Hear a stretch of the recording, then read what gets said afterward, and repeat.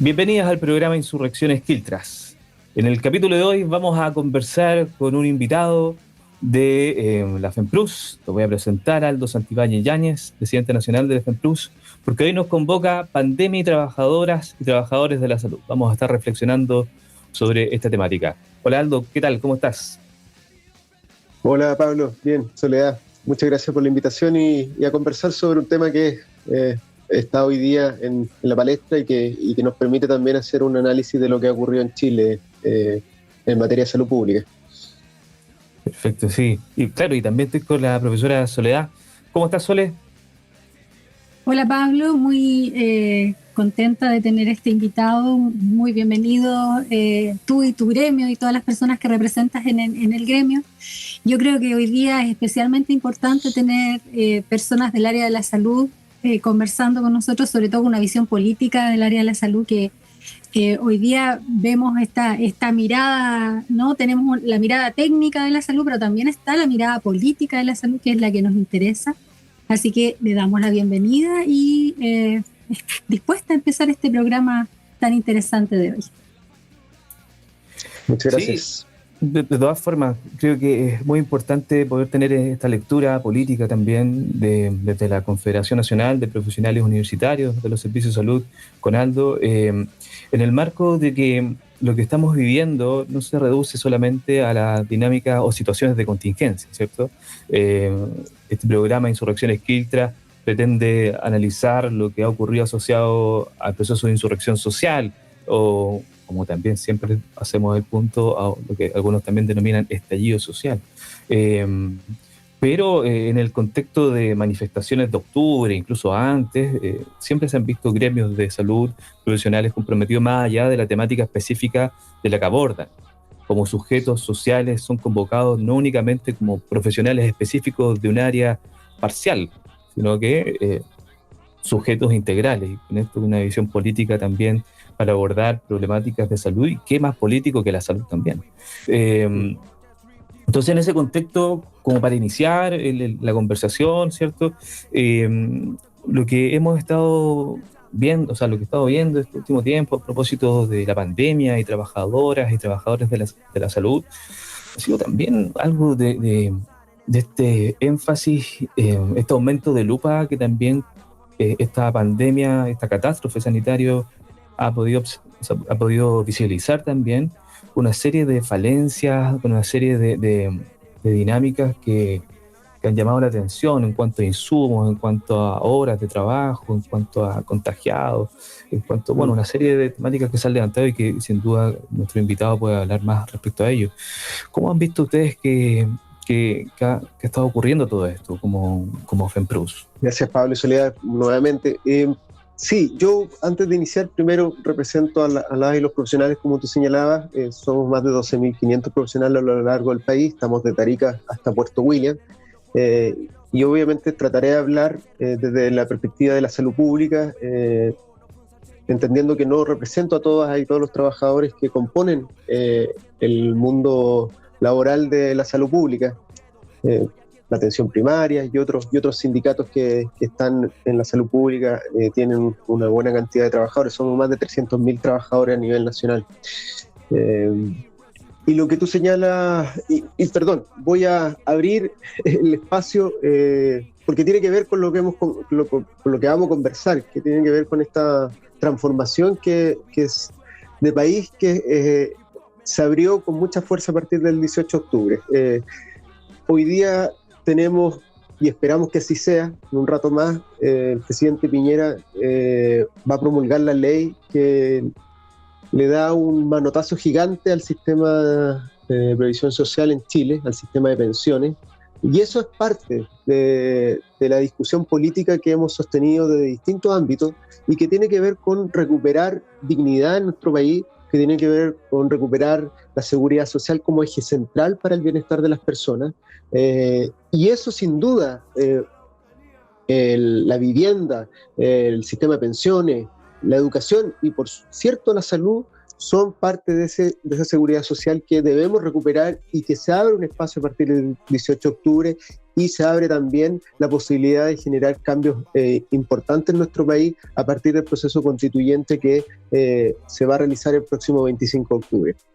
Y hoy día está en discusión, a propósito de la pandemia, porque se devela algo que efectivamente hoy día se da cuenta de la fragilidad de nuestro sistema a partir del modelo ideológico que se impone desde la dictadura y que se ha configurado desde recuperada la democracia en el lucro de la salud por parte de ciertos grupos económicos y que ninguno de los gobiernos en democracia supo revertir esta situación. Y hoy día lo que tenemos es un sistema de salud absolutamente desmantelado que además no ha generado las necesarias acciones para resolver los problemas que otros países han resuelto, como por ejemplo otorgarle la capacidad a la atención primaria de prevenir y generar la promoción de salud en el país.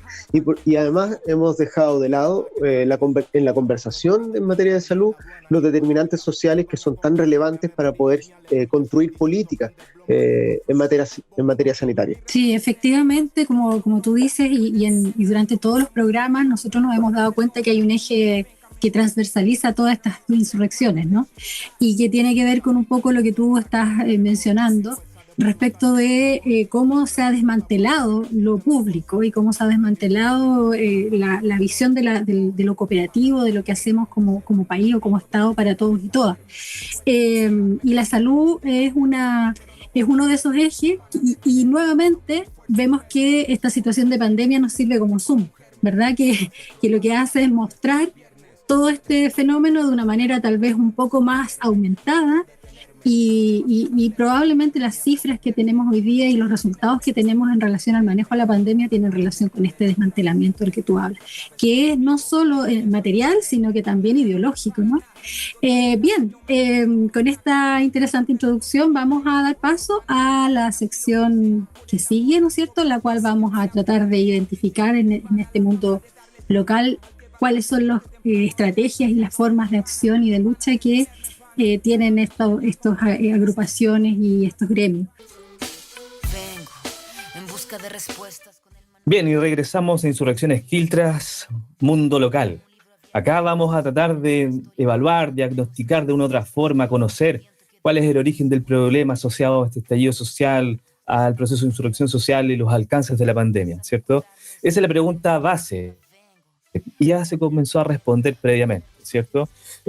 Asociado a cuáles serían los factores o los elementos que estarían asociados de una u otra forma a lo que ha permitido de una u otra forma el aumentar los procesos de desigualdad y una situación compleja para la ciudadanía en términos globales.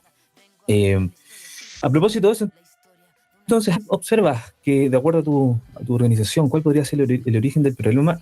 No solamente situado en lo contingente, sino que en lo más amplio. Sí, bueno, algo les señalaba. En Chile, en materia de salud, poseemos un sistema mixto y desigual. Y ahí está radicado el gran problema. Es decir, hay una salud para ricos y sanos y una salud para enfermos y pobres. Y lo paradójico es que la salud para enfermo y pobre abarca prácticamente el 80% de la población y solo un 15% abarca la salud para rico y sano. Estamos hablando de la ISAPRE, que se ha convertido finalmente en un gran negocio por mucho tiempo. El otro 5% son las Fuerzas Armadas, que tienen su propio sistema de salud y que también tienen ciertos privilegios que la gran mayoría, estamos hablando del 80%, no los tiene. Y eso tiene que ver con el rol subsidiario del Estado. Entonces, la discusión aquí y lo que hemos planteado nosotros como organización, y en eso Soledad señalaba algo muy interesante, que es el carácter político de los sindicatos. Nosotros, al menos desde FEMPRU, hemos trabajado desde el año 2001, en que nosotros nacimos en 95, y ya a los 5 o 6 años estábamos participando en Porto Alegre, los dirigentes y dirigentes de ese entonces, en un gran encuentro, Pacto Social por la Salud por un Derecho, en Brasil. Y se genera todo un movimiento, estamos hablando hace 20 años atrás. Y y que todavía no hemos resuelto entonces las situaciones complejas que hoy día tiene la salud. Y nos propusimos trabajar en ese camino, es decir, ¿cómo? Desde el sindicato, desde la representación de las trabajadoras y trabajadores de la salud, podíamos proponer al país una reforma importante al sistema de salud.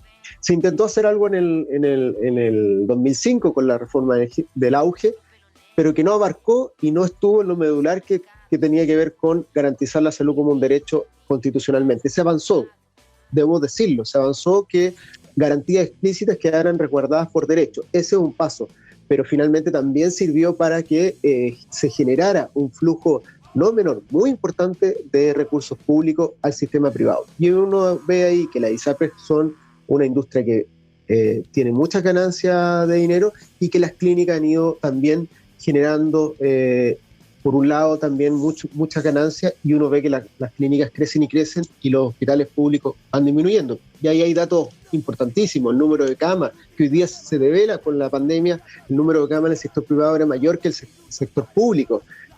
Y cuando uno se pregunta, pero ¿cómo? Si atendemos al 80% y el 15%, bueno, son las cosas que pasan en Chile y que hoy día, por suerte, se están poniendo en el ojo crítico de la ciudadanía y que de alguna manera vemos en todos estos procesos políticos que estamos viviendo la posibilidad de cambiar. Y lo que dijimos en FEPRU, el año 2013, nosotros desarrollamos un libro, un trabajo que se denomina La salud que soñamos posible y que se actualiza este año y que básicamente tiene 5 ejes. Para avanzar. El primero es reconocer el derecho a la salud en la Constitución. Y estamos a puertas de un proceso que nos puede permitir como sociedad generar ese gran cambio. El fortalecimiento del sistema público y su funcionamiento. Y ahí también tenemos que revisar cómo se financia, cómo funciona el sistema público. El sistema de financiamiento hoy día está claramente insuficientes los aportes que hace el Estado respecto a los países desarrollados y que han demostrado un mejor manejo, por ejemplo, de la pandemia, a propósito del COVID-19. Eliminar de frentón el lucro en la salud. Todos los países desarrollados no hay lucro en la salud. Y un tema que a nosotros es muy relevante tiene que ver con el recurso humano, con el capital humano de los hospitales públicos, que hoy día además se ha visto en cuestión porque no teníamos, por ejemplo, respecto a las camas críticas, no teníamos el personal idóneo, capacitado, formado para trabajar en esas áreas. No solo me refiero a la parte médica, sino que también a los profesionales que allí trabajan, enfermeras, enfermeros, kinesiólogos, kinesiólogas. Entonces, lo que aquí hay en cuestión es una revisión completa de cómo el sistema público, cómo el país piensa un sistema público de salud que permita avanzar en dignidad, no solo a quienes atienden, sino también a los trabajadores. Y ahí hay mucho trabajo que hacer y sin duda el proceso constituyente para establecer primero la salud como un derecho va a ser fundamental. La dimensión, por lo que hemos conversado, sale también en otros programas, la dimensión de la dignidad por algo que también se va repitiendo, ¿cierto? Y algunas organizaciones estiman que a través de la Constitución que se podría también consolidar de una u otra forma esto que tiene una serie de derivaciones posteriormente. A propósito de lo que decía Aldo, a mí me queda resonando el tema de este porcentaje de cotizantes en lugares privados, en ISAPRES y otros en FONASA. La otra vez veía por ahí cifras que el porcentaje, 15% tú me decías, o por ahí, de cotizantes. 14%. Por ahí, lo que cotizaban en total, lo que se sumaba a ese fondo, por decirlo de alguna forma, era equivalente al fondo total del restante porcentaje, del 80 y tanto %. Entonces, el nivel de desigualdad que también se genera en este contexto es gravísimo, es gravísimo. Y ahí también todos podemos tener responsabilidad, ¿cierto? Cómo podemos estar podemos ayudar a transformar este sistema de salud también desde la propia adscripción que cada cual puede hacer en su respectivo seguro de salud. Bueno, vemos nuevamente un núcleo problemático que levanta la idea del derecho social por sobre la idea del beneficio, ¿no? O de la focalización. Estamos hablando de algo que se debe universalizar. Y el otro, el tema, a mí el tema de lo público en Chile siempre me ha dado algo me genera muchas preguntas, porque yo creo que en Chile lo público es algo más bien que está en el discurso. Nosotros, por ejemplo, hoy día como universidad pública, ustedes saben que la UEB es una universidad pública que se financia en un porcentaje mínimo por fondos del Estado y el resto por autogestión, y que además le cobran a los estudiantes. Cuando nosotros hacemos prácticas en los hospitales públicos y en los CEFAM, los hospitales nos cobran a nosotros como una universidad pública, y normalmente las universidades privadas nos ganan porque pueden pagar cosas que nosotros no podemos pagar. Entonces, la pregunta es cómo el Estado se relaciona con el Estado cobrándole y además en una situación de competitividad de mercado. Entonces, a mí lo público realmente en Chile me parece un poco, por decirlo así, particular, extraño, raro. Yo creo que entonces en este plan que tú presentas, Aldo, me parece súper interesante el hablar de lo público, o sea, el segundo punto, ¿no?, de reforzar el sistema público, pero primero tendríamos que replantearnos lo público. ¿Qué piensas tú de eso? O sea, la discusión que nace a partir del 18 de octubre tiene que ver mucho con lo que tú señalas, Soledad, y lo que hoy día la teoría política está hablando también respecto a nuevos pactos sociales. No es una materia que yo maneje y pueda profundizar mucho, pero es evidente que lo que aquí se genera a partir del 18 de octubre es la conversación respecto a un nuevo pacto social. Los europeos ya lo supieron hacer, pero después de dos guerras importantes que finalmente determinó la muerte de muchas personas, y entendieron que la única forma de avanzar en una paz social tenía que ver con generar un enfoque de derecho que resguardara finalmente los beneficios sociales no asociados al ingreso socioeconómico de las personas. Y eso hoy día está en evidente crisis en nuestro país, y lo que debemos hacer y debemos conversar es cómo garantizamos ese Estado de Derecho de salud, por lo menos de salud, pleno y universal para todos los ciudadanos. Y allí la discusión que hoy día hemos puesto nosotros al menos es que la salud, por lo menos, así muy rápidamente, debe tener una cobertura universal, integralidad de las prestaciones, sin duda, equidad de acceso, que hoy día no da, solidaridad entre ricos y pobres, es decir, los que tenemos un poco más, aportemos, y obviamente entre jóvenes y viejos. Y eso es una discusión que cruza muchas materias en materia de seguridad social, pero que en salud se hace muy evidente.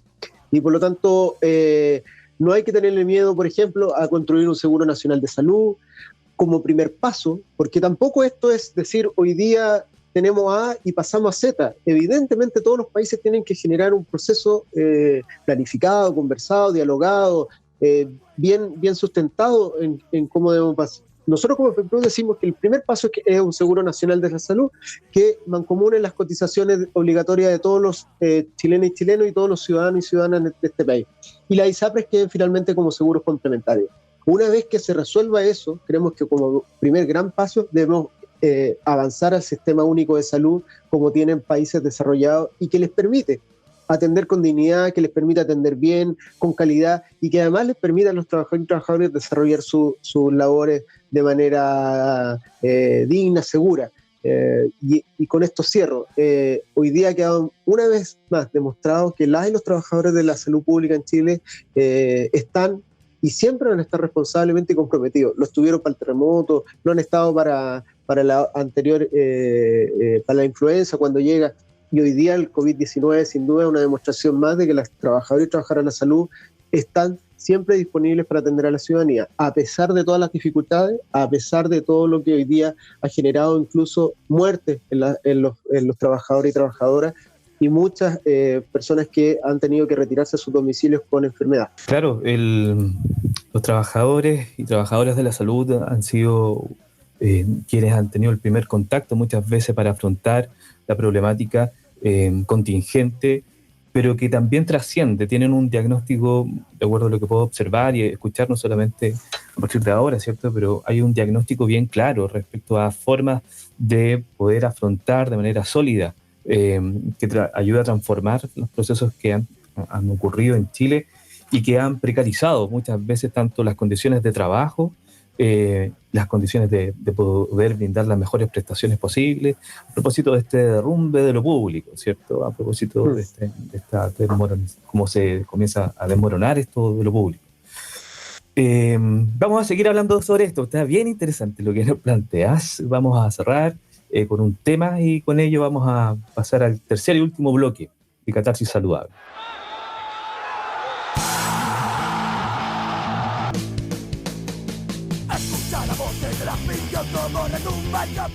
Muy bien, hemos vuelto a nuestro tercer bloque y bloque final de Catarsis Saludable, en el cual planteamos algunas soluciones, pero también seguimos dialogando en la línea de lo que habíamos partido conversando. Estamos con el presidente de la FENPRUS y yo tengo algunas preguntas respecto del tema antes de empezar, digamos, con tus propuestas o con las propuestas de tu gremio. El tema de la seguridad social, porque nosotros estuvimos con No Más AFP hace un tiempo acá en el programa, y la verdad es que se habla de seguridad social. Yo escuchaba el debate ahora del 10% en el Congreso también, y se decía el sistema de seguridad social. ¿Tiene Chile un sistema de seguridad social a opinión de ustedes? No, para nada, y esa ha sido la discusión. O sea, Chile hoy día no tiene un sistema de seguridad social. Está más que claro la crisis que tiene todo el modelo neoliberal impuesto a sangre y fuego en nuestro país, en la dictadura, y obviamente el gran desafío de Chile es justamente avanzar a un sistema de seguridad social, insisto, en que se considere la mirada de enfoque de derechos que permita desvincular los beneficios sociales, insisto, del ingreso que tú tienes. Todos los países que tienen estados de bienestar o socialdemocracias bien avanzadas, que entienden que el que tiene más debe aportar más para que todos, definitiva, y suena raro cuando dicen que todos seamos un poco más felices, no seamos más ricos, sino seamos más felices. Si nadie está discutiendo que el que tuvo la oportunidad de tener mayores ingresos en la vida, por favor, que siga teniendo mayores ingresos. Y esto, a propósito, similar a lo que tú señalas, también se abre una discusión bien interesante. Hemos escuchado de todo en estos días respecto a esta materia. Incluso a Bernardo Fontaine, un acérrimo defensor del modelo, señalar que no hay que tenerle miedo a los impuestos, cuando hasta hace muy poco eran justamente los contrarios, generar un modelo de impuesto progresivo. Por ejemplo, en salud, nosotros creemos que una forma de avanzar hacia un modelo de salud público que sea fuerte, que tenga las condiciones mínimas para poder otorgar atención a todos los ciudadanos, es a través de impuestos generales. Bueno, y allí la pregunta que tendremos que ir a hacerle entonces a Bernardo Fontaine en un tiempo más, es decir, usted dijo que estaba dispuesto a entregar mayores recursos al país, y esa discusión ha estado vetada, ha estado absolutamente cerrada por el dogmatismo ideológico de un grupo importante, de los que tienen el poder económico en nuestro país, pero también yo diría, desidia, o no sé si desidia, pero la poca fuerza que han tenido supuestamente los políticos más progresistas de nuestro país para empujar en políticas que avancen hacia un sistema de seguridad social. Por eso yo iniciaba este programa con lo que ocurrió con el 10% del retiro, que probablemente podemos discutir si es una buena medida o no económica, si va a afectar o no los fondos de pensiones. Pero lo que hay allí de trasfondo es una pelea ideológica que creo, desde mi punto de vista, que la ganamos. La ganamos porque efectivamente le recuperamos algo de lo que hemos aportado las trabajadoras y los trabajadores por tanto tiempo, y que finalmente no tenemos la retribución mínima porque tenemos pensiones indignas. Nosotros, los que además aportamos al sistema de salud, yo soy FONASA, teniendo todas las condiciones y posibilidades de ser SAPE, pero yo por opción soy FONASA, y tampoco recibo en la salud lo que debiera recibir cuando me atiendo, porque efectivamente la salud tiene complejidades. Yo tengo casos de gente, dirigentes, socios y socias que tienen buenas atenciones en salud pública, pero eso siempre tiene limitaciones que hoy día no permite el financiamiento que tiene la salud. Lo vemos en atención primaria. Hoy día se discute, hace muy poco se discutía si aumentábamos 30, 40, 50 pesos el per cápita. Estamos lejos de los 3.000, 3.500 pesos que faltan para acercarse a los países desarrollados, teniendo recursos. Estamos por muy debajo del 6% en inversión del PIB en salud pública. Y el problema, porque los números pueden dar para todo, dicen que hemos avanzado, sí, hemos avanzado, pero lo mucho que se gasta en salud finalmente sale del bolsillo de nosotros. Y eso estamos ahí en el top 10 de los países que más gastan en bolsillo. Entonces finalmente todo termina repercutiendo en las remuneraciones de las trabajadoras y trabajadores que, digamos, en el mundo laboral de nuestro país no son de las mejores. Claro, no son de las mejores, sin duda, y eso sumado a un contexto donde probablemente, luego que esto avance un poco más, surja la idea, porque ya lo he escuchado por ahí, de políticas de austeridad, ¿cierto? Como el momento preciso como para apretar y tratar de no perder este sello ideológico que siempre va a justificar la restricción, el no redistribuir, ¿verdad?, los ingresos que todos y todas aportamos, ¿sí, verdad?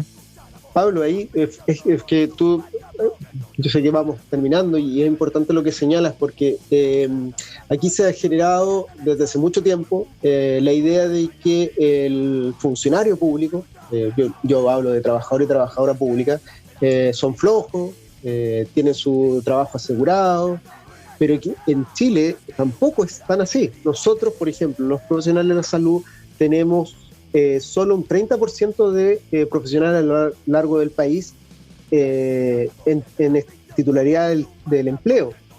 Todo el resto estamos en una condición contractual que se llama la contrata, que año a año se va renovando. Efectivamente no hay desvinculaciones masivas, pero es absolutamente precario que trabajadores y trabajadoras que están constantemente haciendo bien su trabajo estén todos los meses, dependiendo del color político del gobierno, dependiendo de la discrecionalidad del director o de la directora de establecimiento, si continúo o no continúo en mi puesto laboral. Eso no es estabilidad laboral, eso no es titularidad en el empleo, y lo que debemos avanzar es que justamente haya un capital humano, un recurso humano en todos los establecimientos con plenos derechos laborales. Hoy día tenemos una cantidad que yo diría está por sobre el 20-25% de contratos honorarios de compra de servicios. El Estado en Chile se ha dado el lujo de convertir a las personas en empresas. Y hoy día tenemos en hospitales grandes 200, 300 personas contratadas a través de lo que se llama compras de servicios. Modalidad unipersonal, es decir, te dicen, Pablo, tú eres a partir de ahora una empresa, tú me boleteas como empresa, no como Pablo. Y eso es absolutamente vulneratorio, eso es absolutamente violento, cuando lo que debemos apuntar es que las y los trabajadores tengan condiciones mínimas, y cuando digo mínimas, de derechos laborales. Hoy día toda esa gente, por ejemplo, no tiene derecho a el permiso maternal. Las compañeras se les dice entonces, no en el papel, pero se le está diciendo discursivamente, usted no tiene derecho a tener hijo o hija, por ejemplo.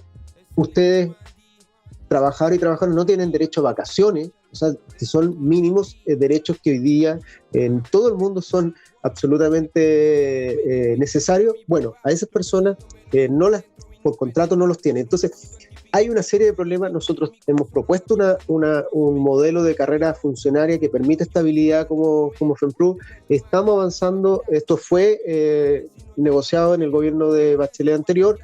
Debería concretarse en los próximos meses o el próximo año, y esperamos, como tú bien dices, Pablo, que en este periodo donde el gobierno ha mostrado lo peor de su cara, no termine repercutiendo en la inestabilidad laboral de trabajadores y trabajadores públicos en todos los servicios públicos del país.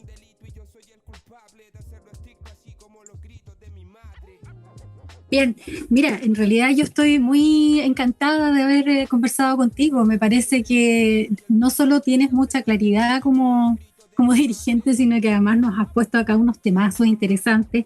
Los programas nuestros tienen cierta continuidad, vamos dialogando con distintas insurrecciones y vemos esta línea, ¿no? Vemos esta línea continua. A pesar de que ustedes son un gremio, nosotros hemos trabajado fundamentalmente con personas de organizaciones de base, y hoy día ustedes ya están instalados como profesionales y profesionales de un gremio. Sin embargo, yo veo allí una línea, una una gran pregunta respecto de la cooperación, respecto de la colectividad, respecto de la vuelta a la dignidad, a la lógica de los derechos, ¿no? Y ahí podemos entonces hacer una lectura continua. Vemos que octubre se levanta, el 18 de octubre se levanta frente a esas miradas, ¿no? Frente a esas propuestas. Así que yo por lo menos estoy muy contenta, muy encantada, espero que podamos seguir este diálogo en otro momento porque me parece súper claro además tu planteamiento. Antes de irme y dejar a Pablo, yo quisiera solamente recordar que estamos en una también contingencia, una alerta morada feminista que tiene que ver con el fallo respecto de la situación, la violación y el suicidio feminicida que vivió Antonia Barra, y que me gustaría que no quedara invisibilizado, puesto que estamos en una contingencia. Hoy día los movimientos feministas reactivaron, yo creo, el octubre 18 2.0 con esta salida masiva a las calles y entonces me parece a mí que no está ajeno de lo que hemos estado hablando, ¿verdad? Yo creo que sigue más o menos la misma línea. Y el cuestionamiento es aquí a los sistemas judiciales y cómo los sistemas judiciales se están alineando ideológicamente con las lógicas de siempre con las que estamos en este momento insurreccionales. Eso quería decir antes. Muy brevemente, yo sé que creo que ya estamos terminando, Soledad, pero me tomo tus palabras. Primero, reivindicar, puede ser insurgente en este espacio, voy a reivindicar la palabra sindicato. Hay que eliminar de nuestra jerga el gremio. No somos gremio porque eso fue instaurado por la dictadura, y lo que hay que decirle a la gente es que los sindicatos son necesarios porque son los que defienden finalmente los derechos de las y los trabajadores en los espacios laborales.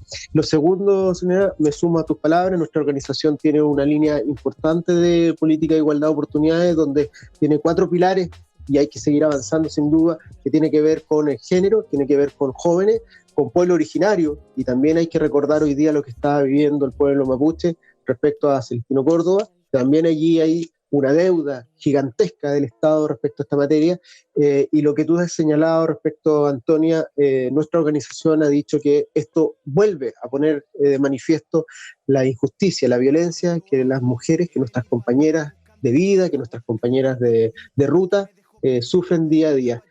No podemos quedarnos callados frente a este tipo de injusticias, no podemos quedarnos callados frente a la violencia constante que reciben nuestras compañeras, nuestras mujeres trabajadoras, nuestras mujeres pobladoras, porque no es posible que en Chile todavía ocurra lo que le ocurrió a Antonia. Y ahí hay probablemente hay gente que es más preparada que yo podrá hablar, pero ahí hay problemas efectivamente incluso de las condiciones sociales que vivía Antonia, y probablemente, según los relatos, allí no le creyeron incluso sus círculos de amistad. Y eso es súper violento. Y lo que ocurre finalmente es que Antonia toma una determinación de quitarse la vida porque entiende que sus cercanos no le creen. Yo me imagino cómo se sentiría hoy día Antonia si hubiese visto el fallo del tribunal. Una vez más, o sea, no solo bastaba con la violación física, sino que después debió haber sufrido muchas violaciones más, y hoy día está sufriendo una violación más respecto al derecho de justicia que tiene su familia y que tiene ella en su memoria. Así que me sumo a las palabras, y efectivamente nuestra organización como FEMPROS se ha sumado y tenemos declaración al respecto, y nuestras compañeras hoy día en este minuto están en una reunión justamente de igualdad de oportunidades tratando este tema como elemento central, porque hay que avanzar decididamente también a respetar, a no violentar más a las mujeres, y en eso también paso el aviso. Recuerden todo el problema que tuvimos con la ley de interrupción del embarazo. Sin duda también es violento que las mujeres no puedan decidir sobre su cuerpo cuando lo estimen conveniente. Sí, totalmente de acuerdo con las reflexiones. ¿Qué más puedo agregar? Sí, muy pertinente todo lo que ha comentado Sole y Aldo, ¿cierto? Aldo, de la Confederación Nacional de Profesionales Universitarios de los Servicios de Salud, presidente nacional, ¿cierto? De la FEMPROS. Claro, se repite este estado colonial, este estado patriarcal, neoliberal, capitalista, que tiene se ha construido de cierta forma, pero también se puede deconstruir. Que se haya construido no quiere decir de que se haya consolidado necesariamente. Están estas reflexiones insurreccionales, y hoy terminamos con un tema que Sole nos va a presentar. ¿Les puedo quitar 15 segundos, amigos, Por favor. amigas? Sí. No, solo señalar que sí, lo que tú dices, uno también tiene que tener procesos individuales de construcción y desconstrucción. No tenemos una carga cultural que no es fácil quitársela y por lo tanto a veces cometemos errores y uno en los cargos que tiene a veces también comete errores y uno pido las disculpas si en algún momento uno dice o hace algo en esa línea. Y lo segundo que a mí me interesa decir es mandarle un cordial saludo a todos los trabajadores y trabajadoras de la salud. Hoy día requerimos mucha empatía, mucho compañerismo. Son momentos difíciles porque en cualquier minuto el que está al lado pierde un familiar y es importante recuperar también esa sintonía desde lo emocional, desde la empatía. Los problemas de salud mental van a ser catastróficos de los trabajadores y trabajadoras de la salud y el llamado que hemos hecho desde la FEMPRU Nacional es que tener segundos de escucha activa, de atención al otro, a la otra, son fundamentales en momentos en que vemos gente sufrir, vemos familiares que pierden amigos, amigas, y eso como sociedad también nos sirve, nos tiene que servir para recomponer lo emocional, recomponer las buenas vibras entre la ciudadanía. Solo quería decir eso porque me parece que solo números, solo política no basta, también requerimos un cambio en cómo nos tratamos, en cómo nos vemos, en cómo nos escuchamos y en cómo avanzamos en una sociedad más tolerante, más conversable, más deliberante, pero con respeto. Eso. Bien, entonces el llamado a bajar a lo micro que nos hace aquí el representante del sindicato. Y entonces con este llamado nos vamos a escuchar esta canción que también habla de lo micro y como de lo personal es político, que es Este cuerpo es mío y es de la cantante feminista Rebeca Ley.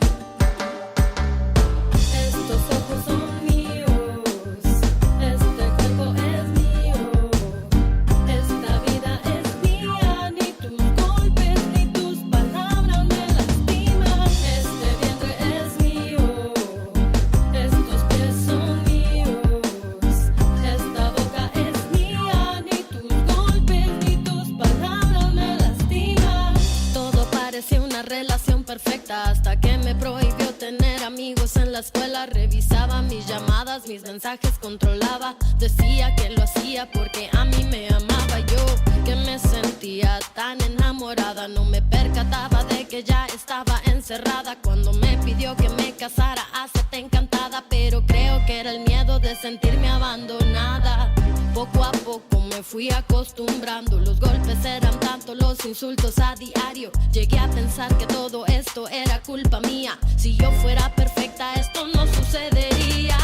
Llora sangre, mi cuerpo llora sangre. En mi propio hogar de paz no encuentro un instante. Tanto dolor, no hay cuerpo que lo aguante. Si esto es amor, ¿por qué se siente tan punzante? Estos ojos son míos, este cuerpo es mío, esta vida es mía. Ni tus golpes ni tus palabras me lastiman. Este vientre es mío, estos pies son míos, esta boca es mía. Ni tus golpes ni tus palabras me lastiman. Cansada de llorar todas las mañanas, de verme en el espejo y no reconocer mi alma. Cansada del silencio y sentirme aislada. Cansada de sentir miedo hasta en mi propia casa. No quise maquillarme las heridas en la cara. No quise aceptar llamadas ni disculpas vanas. No quiero más heridas, quiero luchar por mi vida. Quiero contar mi historia, no quiero ser una cifra. Hay tantas mujeres asesinadas por sus parejas, por sus novios y nadie hace nada. Hay tanta gente que nos echa la culpa y sin embargo